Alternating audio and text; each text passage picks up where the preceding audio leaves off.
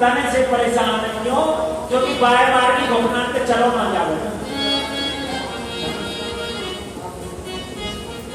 जितनी सुख सुविधा बढ़ी उन्हें सुख सुविधा में क्या करो, हम बीमार बना दो। हमारी ये बूढ़ी बड़ी भैया ही ना पहले कुआ से पानी लेके आओ, हाथों से चारा काटे और 2 बजे उठ जाने आटो पीसने के लिए। और आजकल क्या हो रहा है?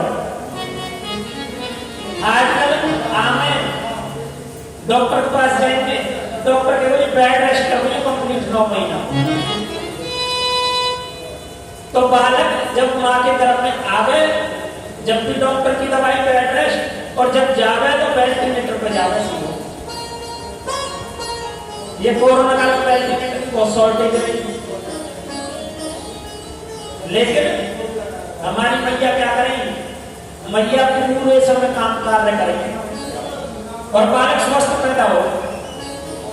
और तो और बालक ने ऐसे ही छोड़ रहे मिट्टी में खेलने के लिए, मिट्टी में बालक घूमते रहे। और आजकल भैया बालक मिट्टी में तो बातें काटी ना रहे।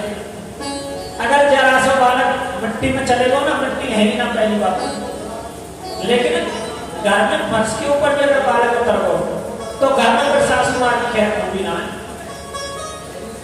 फिर तो सासू को मालिक राधे रानी सरकार है। बोले राधे रानी सरकार की जय।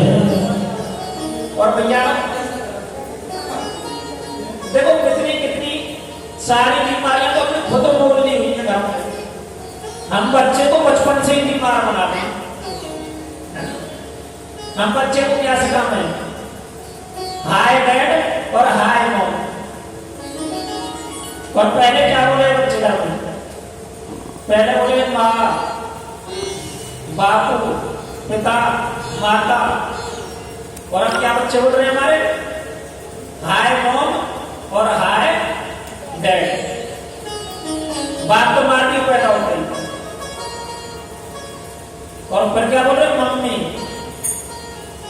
मम्मी भैया एक भाषा में जब कोई व्यक्ति चले गया तो उसके शरीर को बाद में सुरक्षित रखा जाए, पट्टियों से लपेट कर उसे मम्मी बोलेंगे।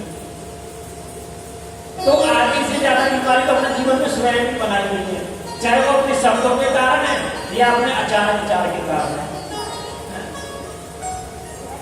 पहले हमारी माता क्या करेंगी? बच्चे के लिए फलुआ बनानी है ना, आज से चौथे दिन पता है कृष्ण भगवान माँ के समाओगे तो फिर क्या बस पोतरा बोले, वही बालक ने पहना हुई। और आजकल क्या आ गए?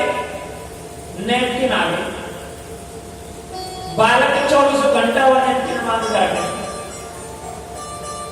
नैपकिन बोले कुछ और बोले तो उसे बालक के परमानेंट मांग जाती थी। उससे बच्चे को क्या शिकायत होगी? जब बालक एक 12-13 साल की आयु तक पहुंचेगा तो पैरों में दर्द रहने की शिकायत करनी शुरू हो जाएगी। निश्चित से तो बच्चा 35-40 साल की आयु में जाके उस बालक को लकवा मार जाएगा। पक्की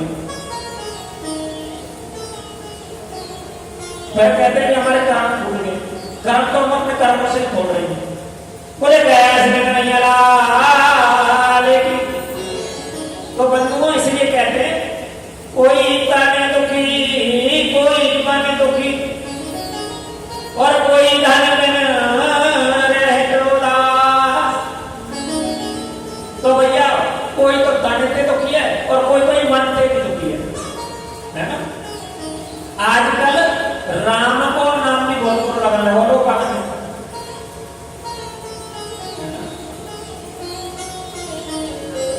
डीजे पर शीला नाच लो तो बहुत बढ़िया लगे, लेकिन हरे रामा हरे कृष्ण है वो तो बहुत बुरी लगे। आजकल ऐसी कुछ प्रक्रिया चल रही है जिससे बोले कोई मन दुखी, कोई मन के कारण दुखी है। क्योंकि जो पब्लिक की बुद्धि है ना, ये कलयुग में बिगाड़ दी, मति भ्रष्ट हो चुकी पब्लिक की। कोई तन दुखी, कोई मन दुखी और कोई धन में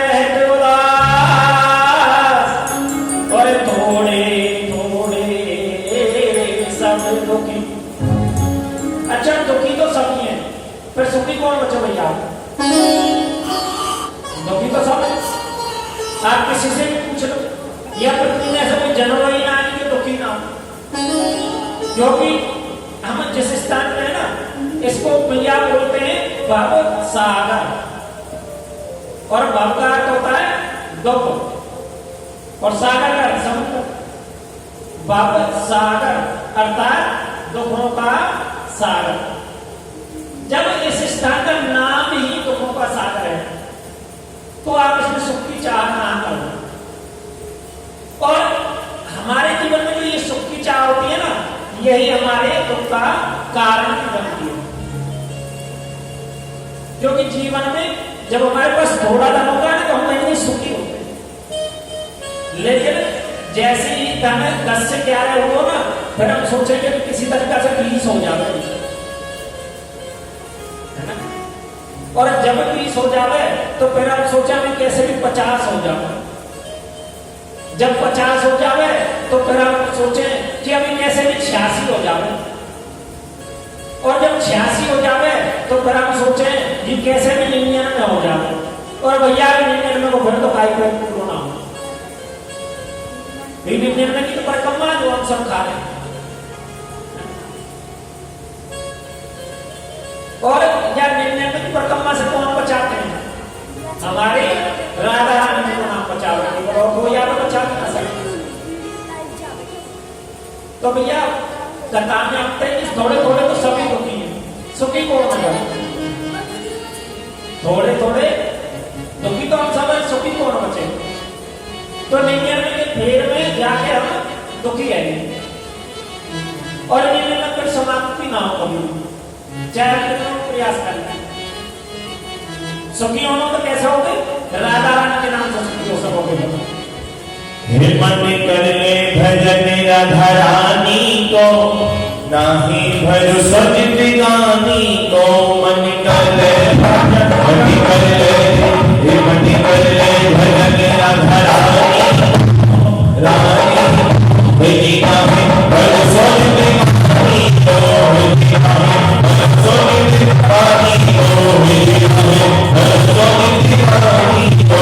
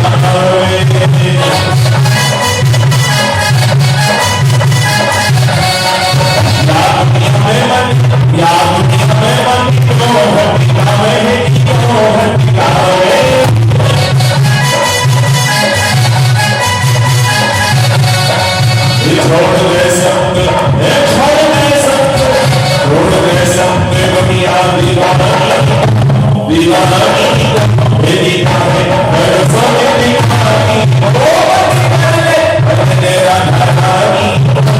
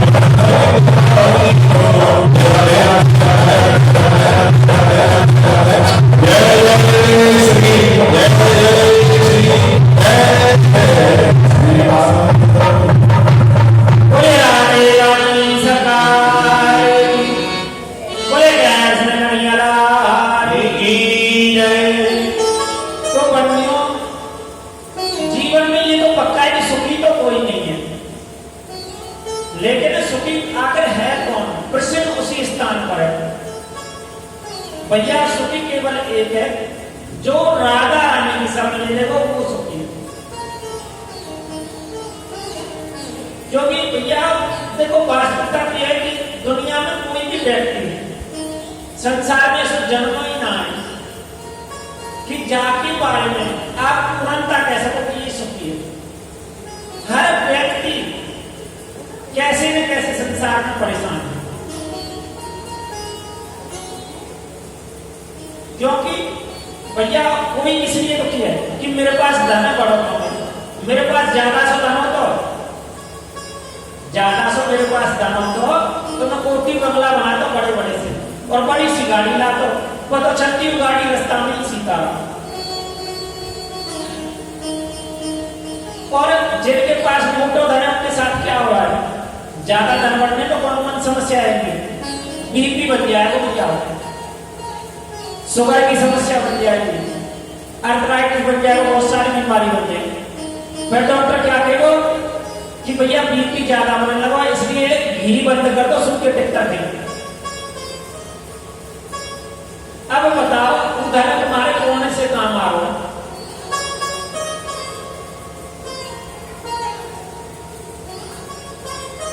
और बस ऐसे ही संसार चलता रहता है। बोले तो जिसके पास ज्यादा धन है ना वो भी भैया परेशान है, क्योंकि धन के कारण हम अपने शरीर को ज्यादा सुविधा में डाल रहे हैं। क्योंकि अभी थोड़ी देर पहले हमने कही आपसे कि पहले जब धन कम हो तो प्रेम बहुत ज्यादा हो सभी के पास, लेकिन जैसे जैसे धन आता गया हम आपस में ही एक दूसरे से दूर होते चले। किस कारण? धन के कारण। धन कमाने की चाह में या धन ज्यादा बढ़ने पर दो ही कारण है। क्योंकि अभी भी याद है जब हम छोटे से तो रामायण आई, रामायण तो मोहल्ले में एक आधी टीवी होकर है, मोहल्ले के गांव में एक आधी टीवी, तो भैया भैया सभी एकत्रित हो जाए, जिस किसी के घर में टीवी हो उसी स्थान पर जाए। और जो घर वाला रहे हो ना, जिसके घर में टीवी रहे हो, वो तो रामायण देख ही ना पावे हो, क्योंकि वो तो चाय पानी की सेवा में लगे हुए, सब चीजें जो भी मोहल्ले के पड़ोस के एकत्रित हो। और अपने मन में बड़ा आनंदित हो जाओ, अपने मन में बड़ा आनंदित हो कि मेरे पास बहुत बड़े भाग्य हैं जो मेरे घर पे सब एकत्रित हुए। और आजकल तो भैया कैसे हाल चल रहे हैं आप सब देख रहे हो। जब ब्याह शादी हो ना तो बाहर घर के बाहर कर दी जाए, पता ही ना चले घर में ब्याह है या नहीं। अभी 3 जुलाई की शादी हमारी, पता ही ना चले घर में शादी होगी या ना होगी, जो कि समय के साथ भैया थोड़ा थोड़ा चलना पड़े। पहले 20-20 दिन पहले, महीना पहले तो बहन बेटी आ जाए घर में, और आजकल तो बहन बेटी बड़ी बेटी है जहां भैया बिल्कुल एंड टाइम में चले, बिल्कुल अभी चलेंगे वाले। बोले क्या तो भैया पहले धन कम हो लेकिन प्रेम बहुत हो। और आजकल किसी के घर पर 4 आदमी इकट्ठे हो जाए ना तो इंतजार करा भी आगे जाने का, 4 रिश्तेदार जो घर में आ जाए या किसी कारण से 4 पड़ोसी इकट्ठे हो जाए।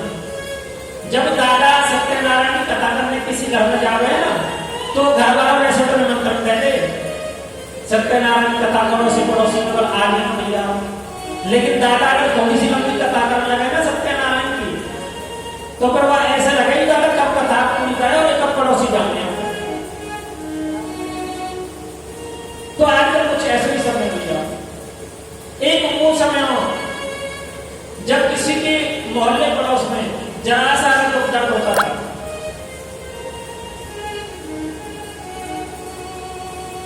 तो सभी एकत्रित हो जाएंगे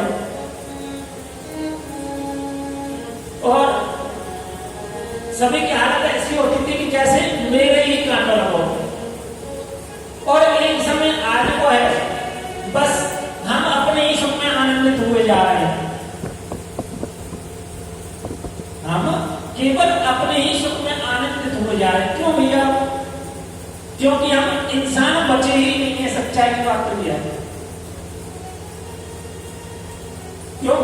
इसका मत है इंसान कौन, जो मानव धर्म जाने, जो अपना धर्म जाने, वो इंसान है।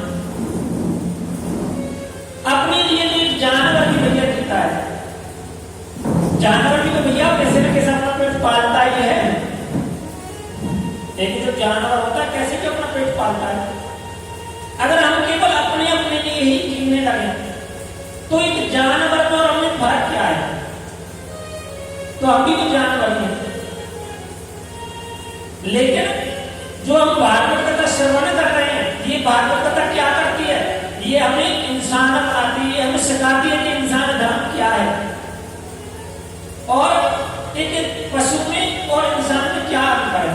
ये भागवत कथा सिखाती है। और प्राय हम सभी ग्रस्त होती हैं। क्यों? क्योंकि हम इंसान बचे ही। अगर हम इंसान होते तो निश्चित प्राय को देख के गर्वित होते, निश्चित पड़ोसी के सुख में अपना सुख मानते। लेकिन आजकल हम क्या करते हैं? हमें दुख हो गए तो अरे भगवान तेने मेरे साथ बड़ो कर दिया कि भगवान भी हमारी ना सुने, पर ऐसे ऐसे प्रवचन हमारे स्टार्ट हो गए। लेकिन जब पराये के कुछ हो गए तो फिर तो हम ऐसे समझो कि इतनी निंदा करना है कि हमारे एक मुख थोड़ा पड़ जाए। यूं जी तो हो ही हाल है। तो भैया थोड़े थोड़े हमसे हम तो पिए, कुछ मन के कारण, कुछ तन के कारण, और कुछ कोई धन में न रहे उदास, कोई कोई भैया धन की थोड़ी कमी है, इसका हमसे भी परेशान। क्योंकि धन की कमी है तो मजबूरी तो करनी पड़ेगी, क्या करे आदमी मजबूरी ना करे। और कोरोना काल में हमने देखो कि मजबूरी भी ना बची हुई आप।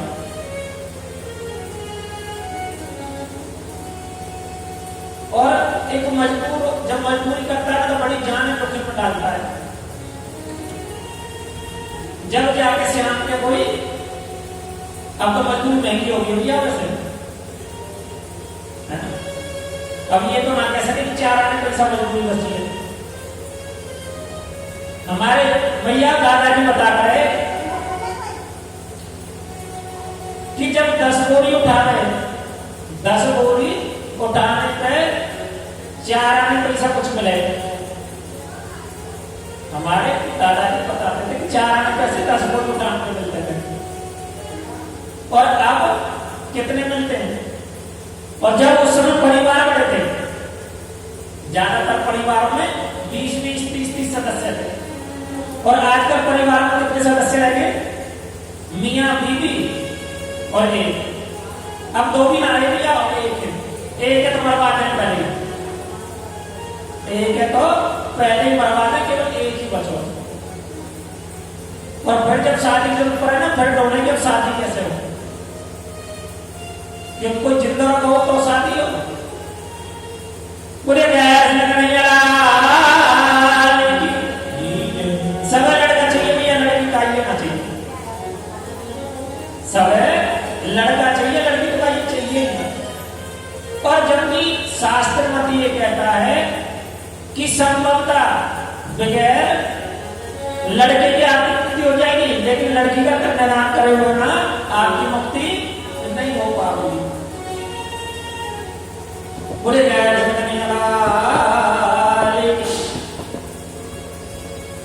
तो बंधुओं, हमारी बड़ी गलत सोच है कि भाई लड़का होगा तो ही हम करेंगे। अभी कथा में आगे श्रवण करेंगे कि लड़का होने से हम करना है, उल्टा ऐसा हो गया लड़का होने से हम और ज्यादा गलत बदल जाओ। बोले गया और भैया एक बात और बताऊं, ये जो लड़का रहे ना घर में बैठ रहे थे बगल की बगल में, और आप आवाज लगी बेटा जानने के लिए थोड़ा, तो बेटा देखो अभी तो मैं फोन पर गेम खेल रहा हूँ, अभी समय ना 2 मिनट और हो जाओ। लेकिन बेटी अगर भोजन भी करती होगी तो अपनी थाली छोड़ के पहले पिता के लिए तुरंत जल लेके आए। और तो और भैया आजकल आप सभी देख लो माँ बाप वृद्ध होने पे बेचारे लाचार हो गए, खड़े ना पाओ चार बारी जल जल चिल्लाते रहेंगे, बेटा बगल के बगल में जल ना दे सके। और गलती से बेटी को पता चले और आपसे चाहे वो 24 घंटे की दूरी पे क्यों ना हो,